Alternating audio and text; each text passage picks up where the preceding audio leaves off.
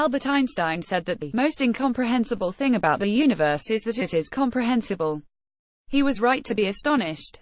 Human brains evolved to be adaptable, but our underlying neural architecture has barely changed since our ancestors roamed the savannah and coped with the challenges that life on it presented. It's surely remarkable that these brains have allowed us to make sense of the quantum and the cosmos, notions far removed from the common-sense, everyday world in which we evolved. But I think science will hit the buffer at some point. There are two reasons why this might happen. The optimistic one is that we clean up and codify certain areas such as atomic physics to the point that there's no more to say. A second, more worrying possibility is that we'll reach the limits of what our brains can grasp. There might be concepts, crucial to a understanding of physical reality, that we aren't aware of, any more than a monkey comprehends Darwinism and meteorology. Some insights might have a way to post-human intelligence. Scientific knowledge is actually surprisingly patchy, and the deepest mysteries often lie close by. Today, we can convincingly interpret measurements that reveal two black holes crashing together more than 1 billion light-years from Earth. Meanwhile, we've made little progress in treating the common cold, despite great leaps forward in epidemiology. The fact that we can be confident of arcane and remote cosmic phenomena, and flummoxed by everyday things, isn't really as paradoxical as it looks. Astronomy is far simpler than the biological and human sciences. Black holes, although they seem exotic to us, are among the uncomplicated entities in nature. They can be described exactly by simple equations. Subscribe to Aeon's newsletter. So how do we define complexity? The question of how far science can go partly depends on the answer. Something made of only a few atoms can't be very complicated. Big things need not be complicated either. Despite its vastness, a star is fairly simple. Its core is so hot that complex molecules get torn apart and no chemicals can exist, so what's left is basically an amorphous gas of atomic nuclei and electrons.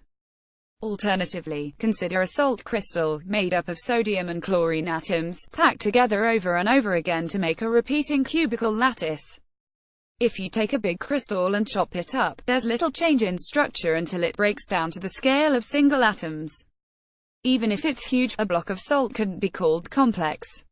Atoms and astronomical phenomena, the very small and the very large, can be quite basic. It's everything in between that gets tricky. Most complex of all are living things. An animal has internal structure on every scale, from the proteins in single cells right up to limbs and major organs. It doesn't exist if it is chopped up, the way a salt crystal continues to exist when it is sliced and diced. Scientific understanding is sometimes envisaged as a hierarchy, ordered like the floors of a building. Those dealing with more complex systems are higher up, while the simpler ones go down below. Mathematics is in the basement, followed by particle physics, then the rest of physics, then chemistry, then biology, then botany and zoology, and finally the behavioral and social sciences with the economists. No doubt, claiming the penthouse ordering the sciences is uncontroversial, but it's questionable whether the ground floor sciences, particle physics, in particular, are really deeper or more all-embracing than the others. In one sense, they clearly are. As the physicist Steven Weinberg explains in Dreams of a Final Theory 1992, all the explanatory arrows point downward. If, like a stubborn toddler, you keep asking, why, you end up at the particle level. Scientists are nearly all reductionists in Weinberg's sense. They feel confident that everything, however complex, is a solution to Schrödinger's equation, the basic equation that governs how a system behaves, according to quantum theory.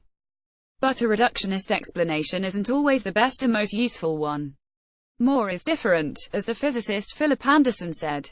Everything, no matter how intricate, tropical forests, hurricanes, human societies, is made of atoms, and obeys the laws of quantum physics. But even if those equations could be solved for immense aggregates of atoms, they wouldn't offer the enlightenment that scientists seek. Macroscopic systems that contain huge numbers of particles manifest emergent properties that are best understood in terms of new, irreducible concepts appropriate to the level of the system. Valency, gastrulation when cells begin to differentiate in embryonic development, imprinting, and natural selection are all examples. Even a phenomenon as unmysterious as the flow of water in pipes or rivers is better understood in terms of viscosity and turbulence, rather than atom-by-atom interactions. Specialists in fluid mechanics don't care that water is made up of H2O molecules. They can understand how waves break and what makes a turn choppy only because they envisage liquid as a continuum. New concepts are particularly crucial to our understanding of really complicated things. For instance, migrating birds are human brains. The brain is an assemblage of cells, a painting is an assemblage of chemical pigment. But what's important and interesting is how the pattern and structure appears as we go up the layers, what can be called emergent complexity. So reductionism is true in a sense. But it's seldom true in a useful sense. Only about 1% of scientists are particle physicists or cosmologists. The other 99% work on higher levels of the hierarchy. They're held up by the complexity of their subject, not by any deficiencies in our understanding of subnuclear physics. In reality, then, the analogy between science and a building is really quite a poor one. A building's structure is imperiled by weak foundations. By contrast, the higher-level sciences dealing with complex systems are vulnerable to an insecure base. Each layer of science has its own distinct explanations. Phenomena with different levels of complexity must be understood in terms of different, irreducible concepts. We can expect huge advances on three frontiers: the very small, the very large, and the very complex.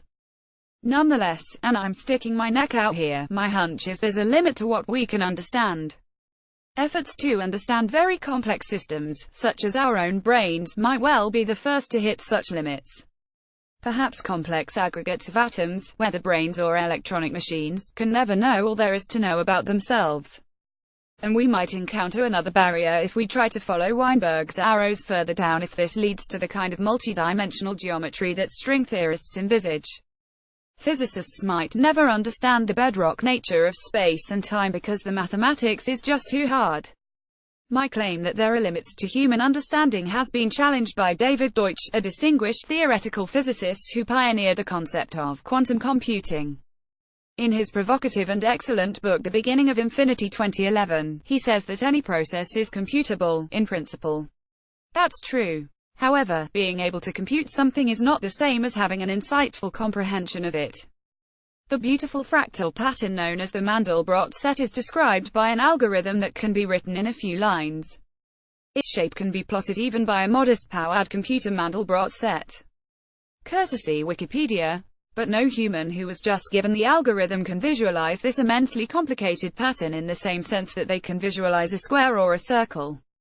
The chess champion Garry Kasparov argues in Deep Thinking 2017 that human plus machine is more powerful than either alone.